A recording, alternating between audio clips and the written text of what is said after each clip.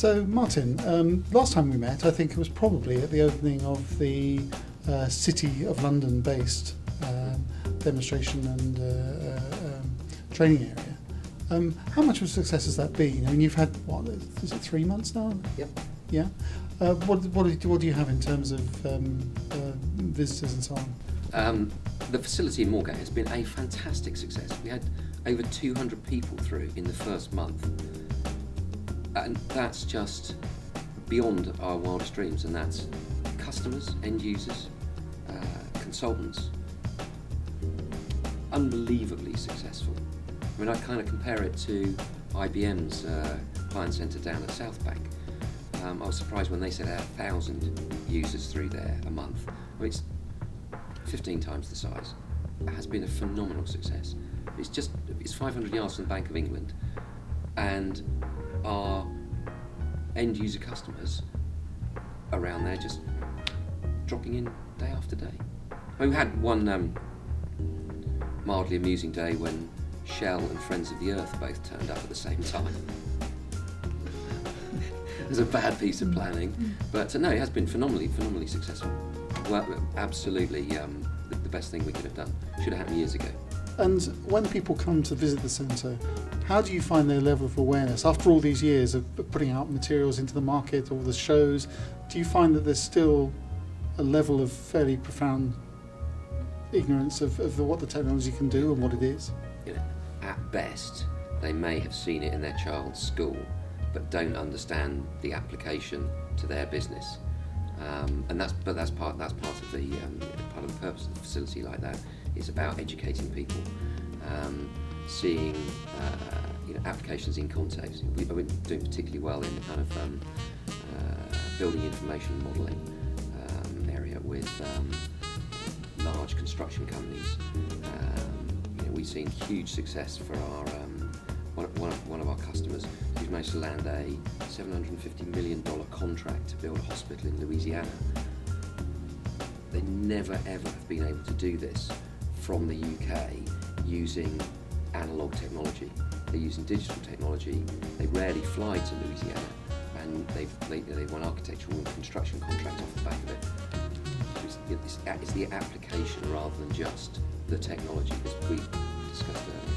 In terms of the future of Steljes as a distributor, Steljes has always been a different kind of distributor in the sense that it takes a more affirmative role in exploring what alternative technologies can do. I mean, mobile education, we know you were looking at it 10 years ago, and only now is it really becoming a reality. What does that tell you about the corporate side and where you might have to go in order to maintain this interest in the technology and its applications across a huge range of vertical markets? I think you come to a show like this and you can find an immense amount of technology that you may be able to sell into the UK market. Our tendency would be to avoid the things that are already commodities and looking at things that are more on the cutting edge. Having said that, some of it's about the glue. You talk about the world of education and mobile learning. 10 years ago, you'd give a bunch of kids a PDA and hope like hell the Wi-Fi worked. Even today, with every child within the next 5 years will have a device in class, there's going to be major issues on the infrastructure side. So Steljes, you asked a question about what the future holds. In education, one of the big things is going to be infrastructure. The Wi-Fi and the management of the Wi-Fi. But interestingly, that knocks on into business. The whole kind of bring your own device thing. And I've seen organisations that, excuse me, I would never imagine would allow you to have brought your own device into the workplace. People like Deloitte's, immensely security conscious, and yet they bring their own iPads in. But that whole thing needs management. Until we rebuilt our Wi-Fi infrastructure at work, the one place I could not work was in my office because the Wi-Fi kept dropping off.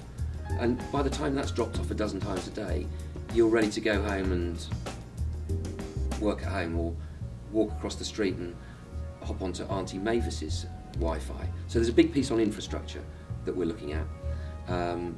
I think we're sitting on the outside or the edge of UC, and I think there's a big piece there. Probably not in the video conferencing piece. I think people like Ian at Imago have got that piece well sewn up, but the interactivity that things like the smart room system for Microsoft Lync bring, which is the layer above the voice and video, that's interesting. But the other thing we're seeing our customers take something that looks like a plug and play Lync room system and adding other applications to it, both with hardware and software. So it's extending beyond the straight out of the box from Smart and Microsoft piece. One of the functions that Steljes would therefore need to undertake is almost a kind of outsourced facilities management role, and perhaps with some support, because again, at the moment, when the system's put together from a variety of different vendors, the question is always, where does the responsibility for support stand? Is that something that you could see Steljes undertaking? I think you have to, out of necessity. Now, whether or not you can make it into a revenue generating piece, and we've already started to see the necessity to employ people that understand IP, starting to employ people that have been working in the Microsoft Lync environment, the outskirts of telephony. It's no longer pure AV. We've talked about AV IT convergence for as long as I've been in the industry, which is the best part of 20 years. AV IT telephony all converging. I kind of guess that's what unified communications is all about. I think AV is extending in this direction, IT is extending in this direction. But I think one of the big things as far as Steljes is concerned is there is a huge place for the AV industry. Do not write it off. There were people talking about convergence 10, 20 years ago. The AV guys are still here. This show is bigger than ever. In terms of the overlap between the two different aspects of the Steljes business, the corporate and the education, do you feel that there's actually much more similarity now between the technical infrastructure of those businesses than there ever was? And can you see that trend continuing? Very similar. And interestingly, we've talked about the interactive whiteboard being one of the technologies that's started in education and is now moving into the corporate market. It's the same set of challenges. You're still selling the application rather than the technology. I mean, our guys do not talk about the technology and how it works. It is simply about the application, and it's exactly the same in schools. You've got the whole kind of bring your own device thing. That's happening in both spheres. It's the same challenges. Two slightly different businesses, two slightly different languages. You rarely use the word pedagogy when you're talking to the corporate world. You almost never talk about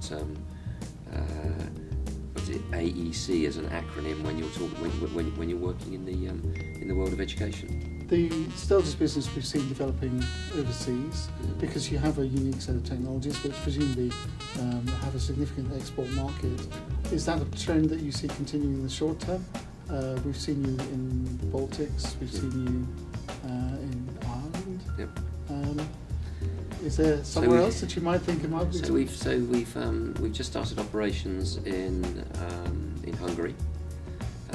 We've appointed a board director, Mark Mason, to run European sales, and we have ambitions to expand far beyond the Baltics and Hungary.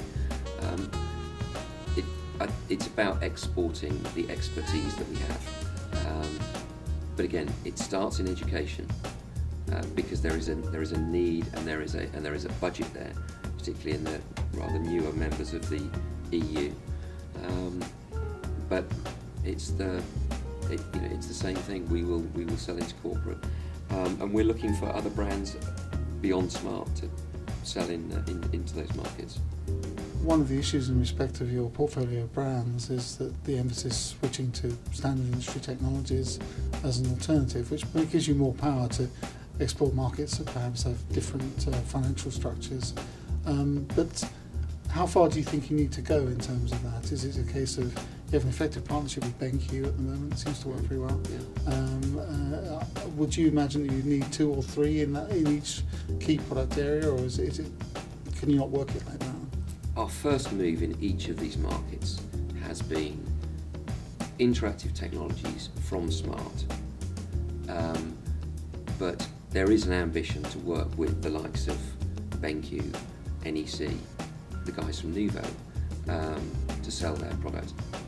The initial piece is about Smart, and we're finding that the people we're dealing with are coming to us and saying, you know, can you sell us a ceiling? Oh, I didn't know you could sell us a ceiling mount and a VGA projector. I mean, some of these countries are a little bit behind the curve technology-wise. But I think, you know, there's absolutely no reason why we can't build the entire portfolio outside of the UK. And, you know, in Ireland, that business needs to be run separately and independently from the bunker in Bagshot, because their customers are demanding a different set of products. You know, if they're asking for high definition camera or 3D cameras, we need to be able to provide that. Much more of a trading mentality outside of England, Scotland and Wales. Mm-hmm. I've heard it said that to identify the future of distribution, you just have to look at the past. Is that true anymore? When I saw a note in my diary saying that I was going to be talking about the future of Steljes, the one phrase that struck me is it's back to the future. It is much of the same. Maybe it's a different set of products, but it's the same task we face with any new piece of technology. Convincing people that there's an application in their world for it. But talking to a friend when I was away last weekend, talking about 3D technology. That's a piece that, to me, has not taken off. I've struggled to see the application myself. I've got a 3D TV. I never watch 3D TV. I never watch a 3D movie. There is a task to be done to convince people of an application if you're going to bring a new technology to market. And that really doesn't change. No. Thanks very much, Martin. Thank you.